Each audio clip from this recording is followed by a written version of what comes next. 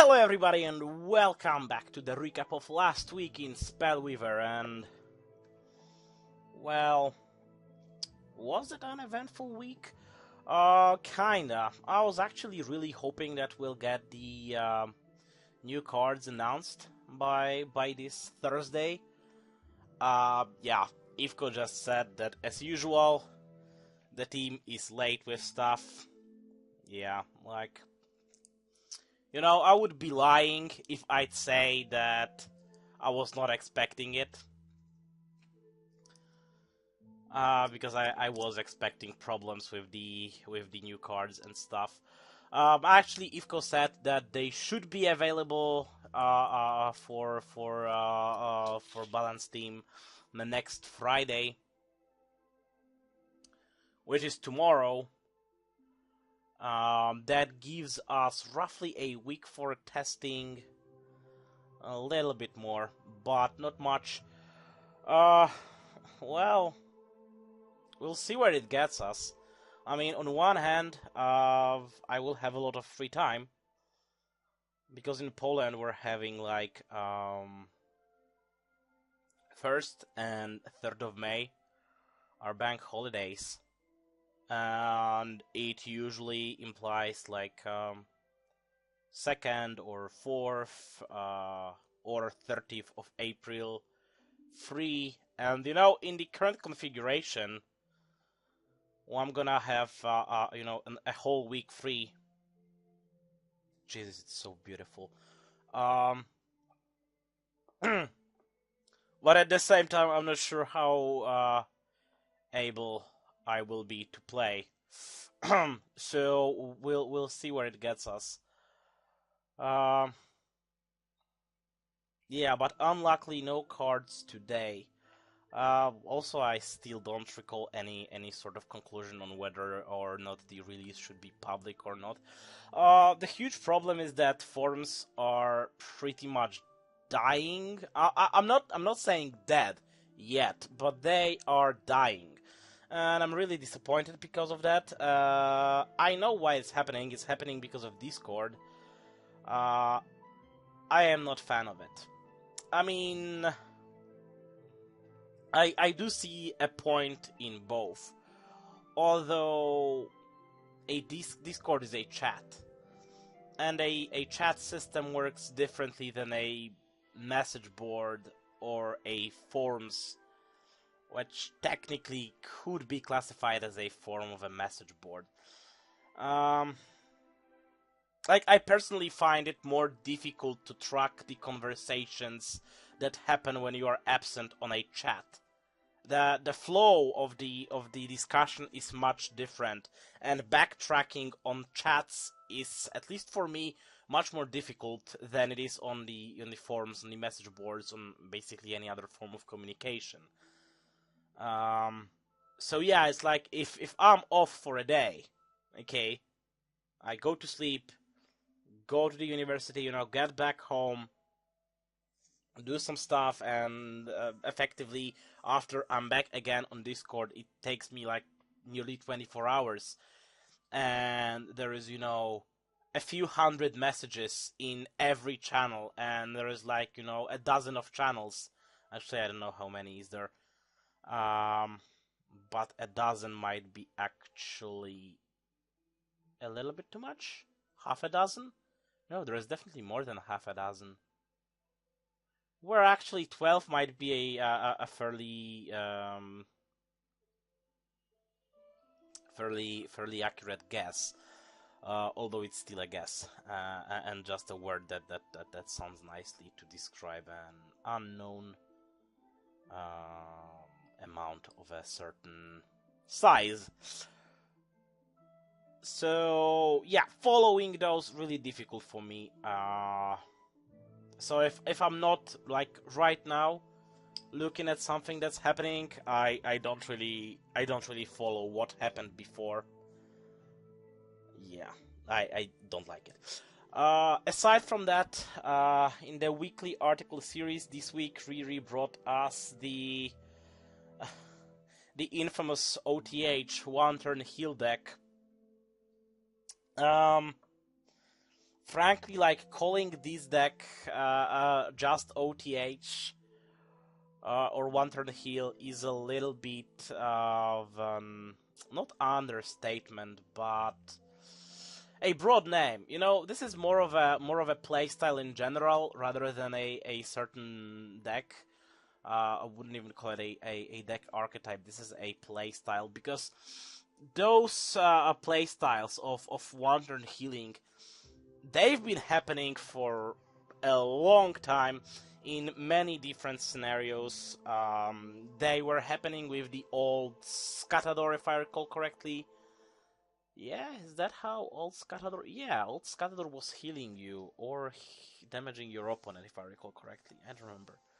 It's been a while, and it's like I've never played Scatador, so I don't remember it. My Banshees were essentially an OTH, with an added benefit of potentially unleashing a deadly attack. And yes, I am still saying that Banshees are my creation, and I will stick with it, since, as I said many times before, and I will keep saying that, before I created a first Banshee deck of mine, I have not seen anyone play Banshee decks, and I have not seen an outcry of, oh my god, Banshee is so overpowered, so broken, get rid of this creature, is breaking the game, yada yada yada. I'm leaving the game unless Banshee is changed or removed from the game. After I made the deck got refined by some people. Not actually sure who made the most popular variants out there. But people have tweaked it. The Banshees started flooding the game. Very popular deck at some point, and very powerful because you answer essentially with a couple of hunts and a couple of Banshees, you could drop a flood of infinite amounts of Enchained Souls onto the field. Either wreck your opponent and their creatures and their hero and their hopes and dreams all in one turn. Jesus Christ, mate, what's with these paladins of yours? Like, this popped up like already 4 times in no time at all, didn't it? Regardless. And yeah, it was something that you couldn't counter because, you know, it just happened. That was one of those decks that just happened, and if you did not win, it suddenly, out of nowhere, win condition happens and you're done. This is something that many people have a problem with many times, but we still have those. To some extent, like, I would say that Azeris works in a similar fashion. Out of nowhere, it draws a card that you should never be able to play because you're resurrecting it or whatever. And the card is so overpowered that basically a win can just happen. Azeris appeared on the field and there's nothing you can do. That really sucks. Yeah, but back to the OTH, which is a real cancer. This variant actually is the very refined variant of the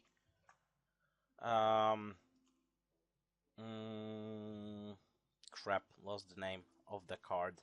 Word of Grace, right? Yep, Word of Grace.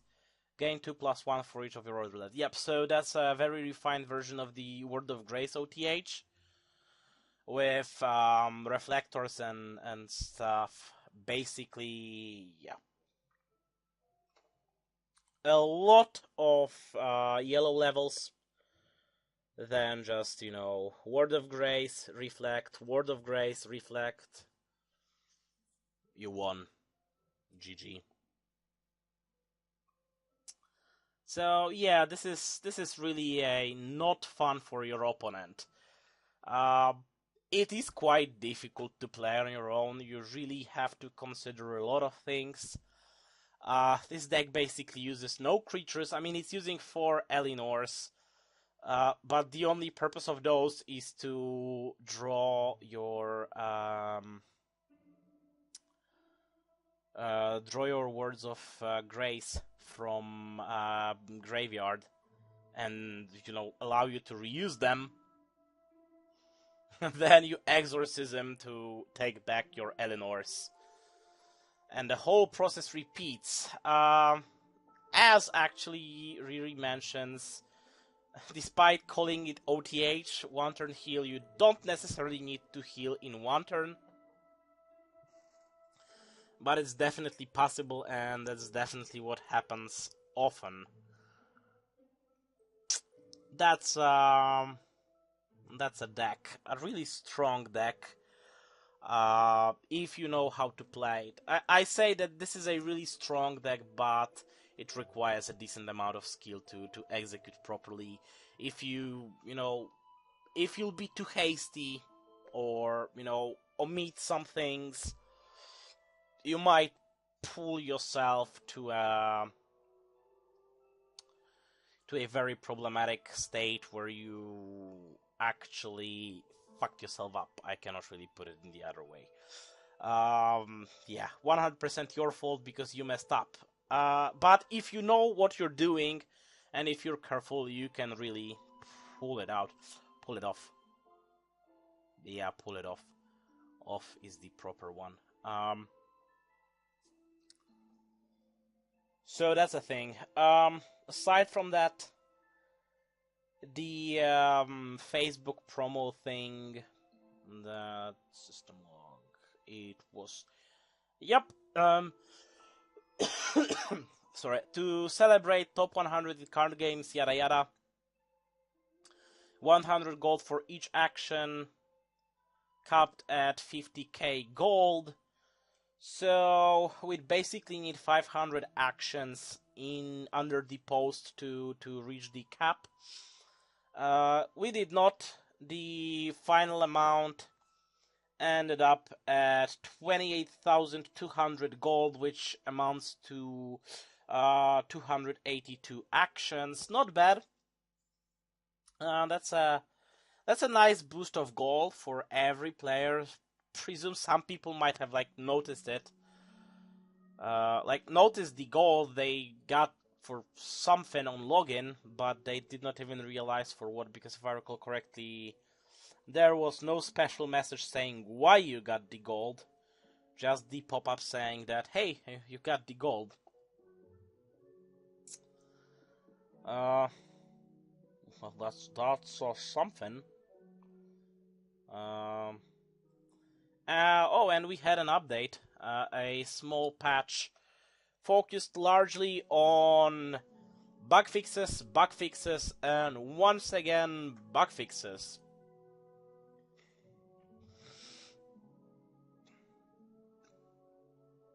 Basically, nothing else. About a dozen of bugs were fixed. Yeah. Oh, and small tweaks to the chat. It now has the players in chat text removed because apparently it was confusing. How? Why? I mean, what? Never mind. What is confusing in words players in chat? It literally means how many players are in the chat room right now. But apparently it was confusing to some people. I don't know why, how, whatever, I don't know. It's not even the issue of language barrier, because actually it might have been. I don't know. Frankly, I don't know. I really don't know how the team is doing on translating shit. And I really... I don't really play in Polish, as you can see. I just play in English, and since it basically comes in English by default, or does it come in Bulgarian by default? That's a good question.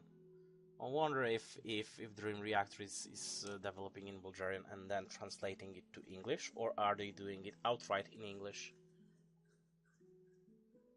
Well, I mean, personally, I would be doing default in English, and then do all the translations. But that's just me. I mean, English is technically, I mean, not technically, but figuratively. Oh, that's a good word here. Figuratively, English is more of a native language for me than Polish. So, like, I use more English on a daily basis than I use Polish, and it's like, if I did not live in Poland or did not have to leave house and interact with Poles, probably wouldn't be using Polish at all. Well, happens. Actually, no, wait. I actually do have my OS still installed in Polish. Although I have switched my phone to English. Though I have switched my phone to English because Spellweaver was broken when it was still in beta, and I had to switch it to access the English version of the game. I'm not sure if you can change the language version of the game right now. Yeah, back in the early versions of beta, it was dependent on your system language, so I switched my phone to English. And I actually kept it this way. There's no difference for me. If not easier to use it. Yeah, I know, I'm weird. That happens. And that's basically all. No huge events happening. No interesting stuff. Just an article, some bug fixes, and some free gold. There is really nothing else to say today. I'm still surprised how much time I took to talk about all this stuff. I was really thinking like, oh crap, I'm gonna be done in like 10 minutes, and what is gonna be? But I think we're hitting somewhere close to 20 right now. So, that's not bad. We'll see. I probably should start grinding some gold before the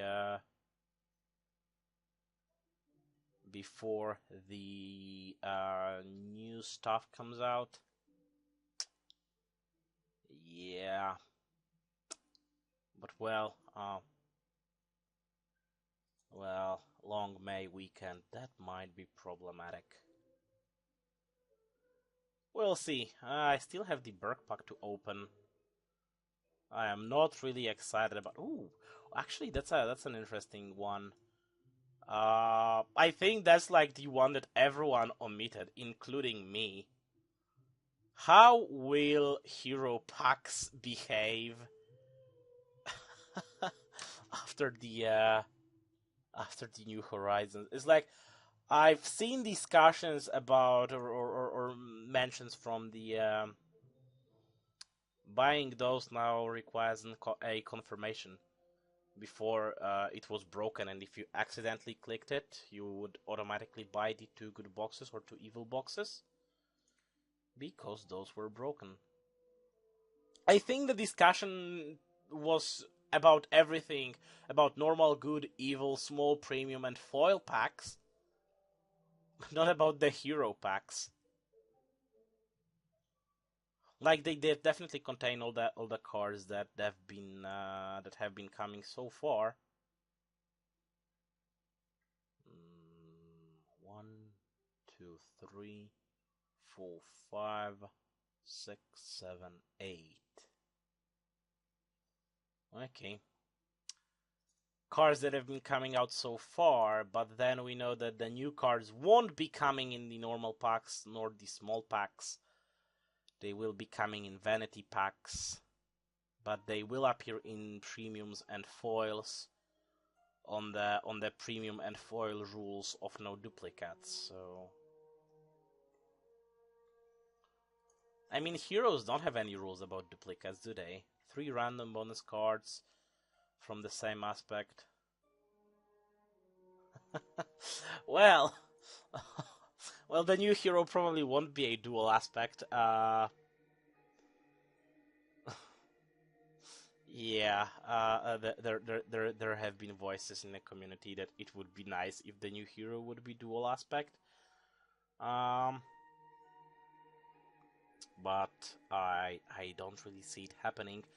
You know, maybe in like a post Ancients Rising season. So now we'll have the Ancients Rising season and the cards that will be coming in Ancients Rising.